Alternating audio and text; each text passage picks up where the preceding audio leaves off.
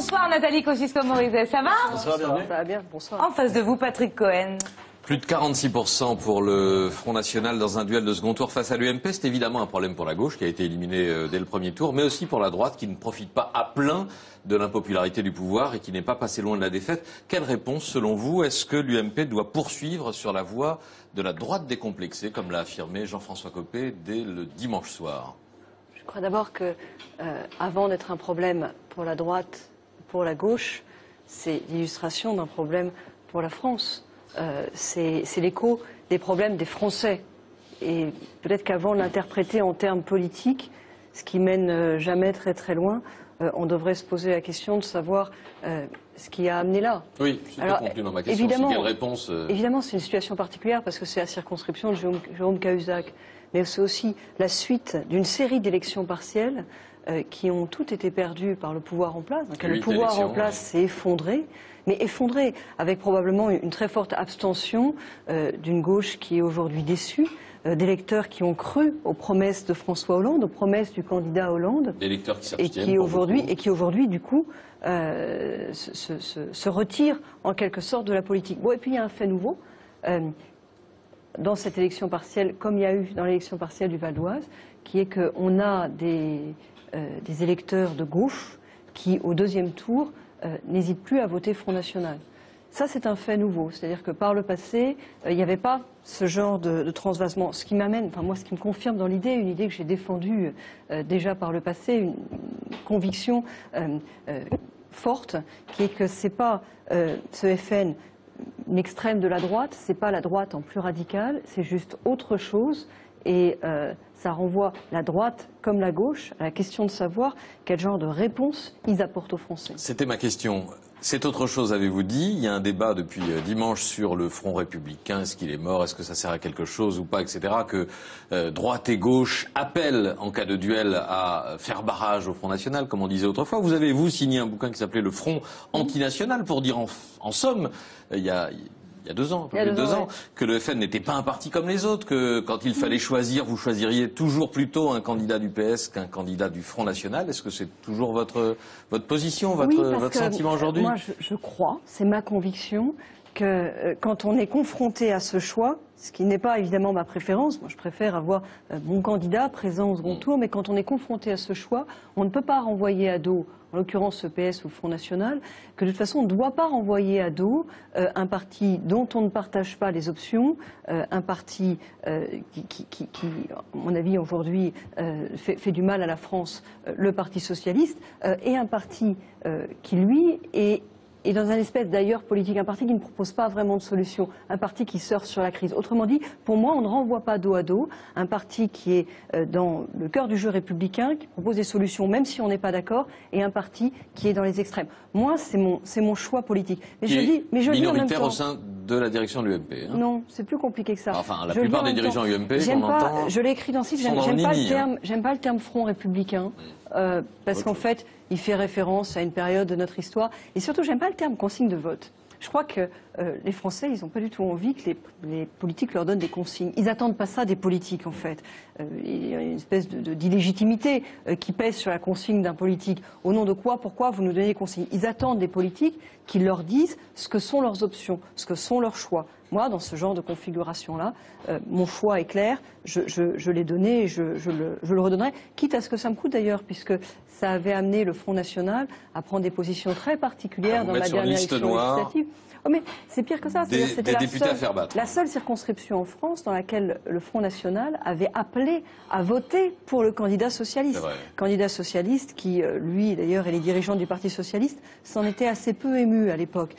Voilà, je trouve que tous ces mouvements qui sont à l'œuvre dans la vie politique française nous obligent, nous incitent à être plus fermes encore, plus clairs encore sur ce que sont nos options. Les miennes, elles sont celles-là. On entend votre voix, Nathalie Kosciusko-Morizet, qui, je le répète, est tout de même singulière au sein de l'état-major et des dirigeants de l'UMP. Il y a le poids des affaires aussi. Cahuzac, vous l'avez cité à l'instant, dans le Lot-et-Garonne. L'affaire Tapie, là-dessus, est-ce que vous faites partie des tenants de la théorie du complot, de ceux qui disent tout est bon pour détruire Sarkozy et les juges s'y emploient? Ou bien est-ce que vous pensez qu'il y a peut-être, sans doute, matière à scandale et des raisons de s'interroger sur ces 400 millions d'euros tombés providentiellement dans la poche de Bernard Tapie?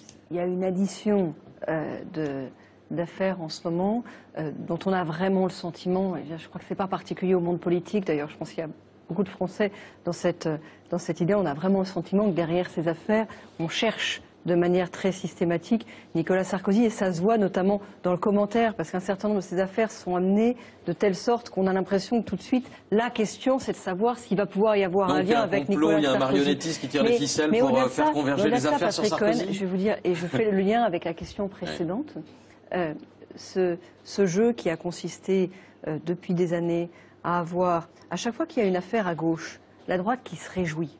Et puis à chaque fois qu'il y a une affaire à droite, la gauche qui se réjouit, il n'a eu qu'un impact, il n'a eu qu'une conclusion.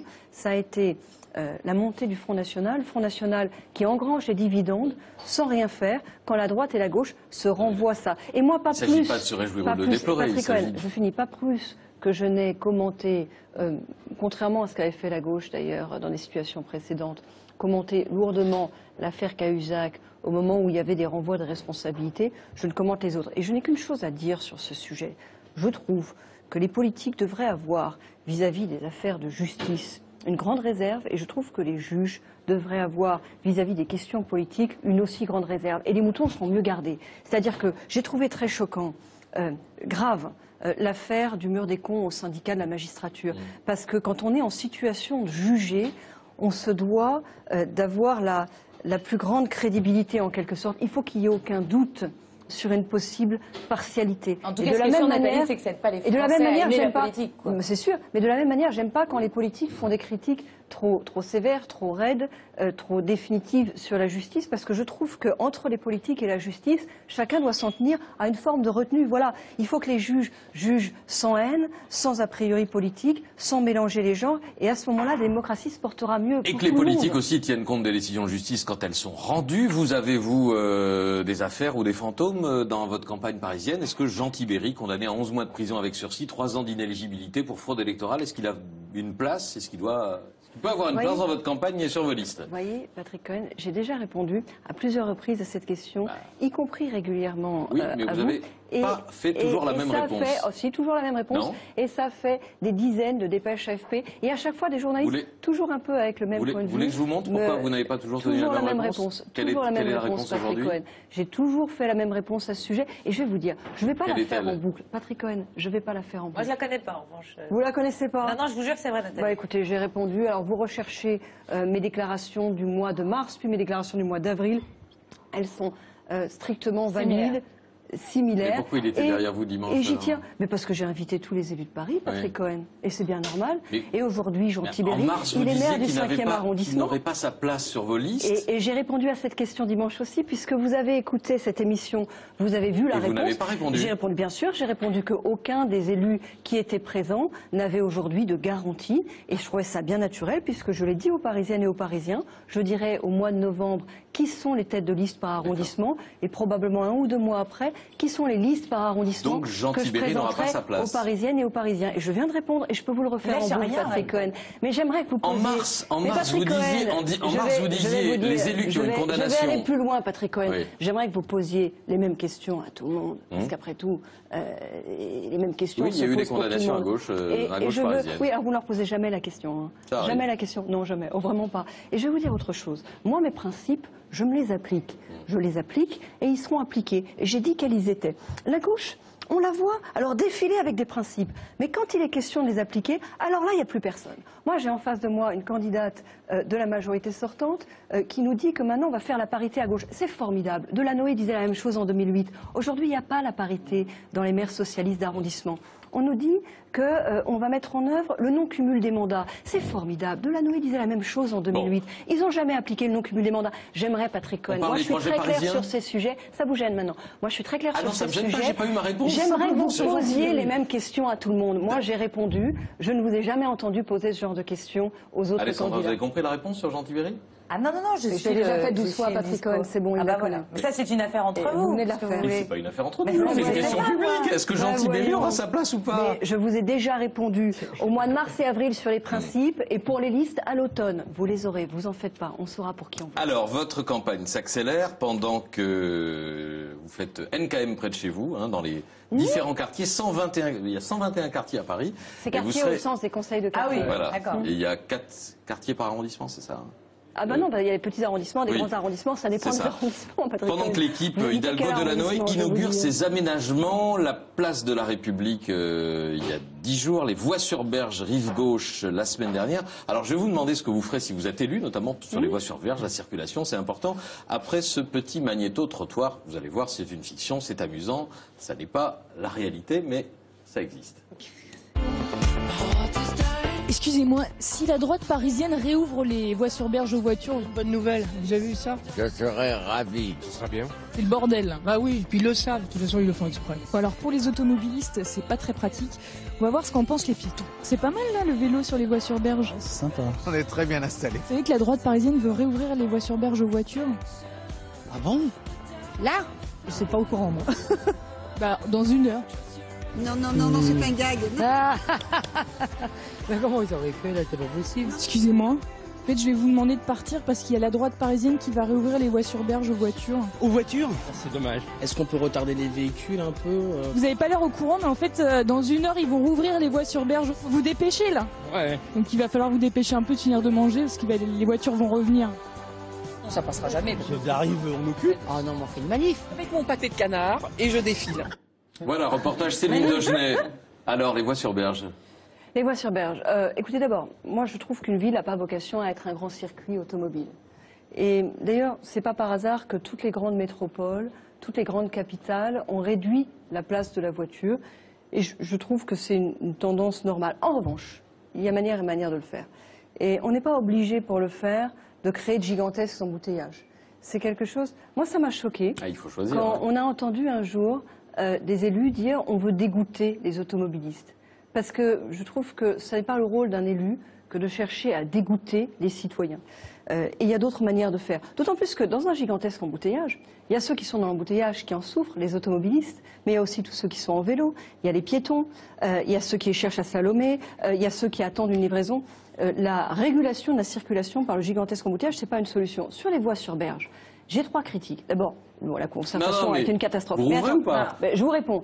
Il y a 2 problèmes aujourd'hui sur le projet qui a été fait. D'abord, moi je trouve qu'on ne peut pas réduire la place d'un mode de transport sans proposer une alternative. Je trouve ça dommage qu'on n'ait proposé aucune nouvelle alternative en termes de transport en commun.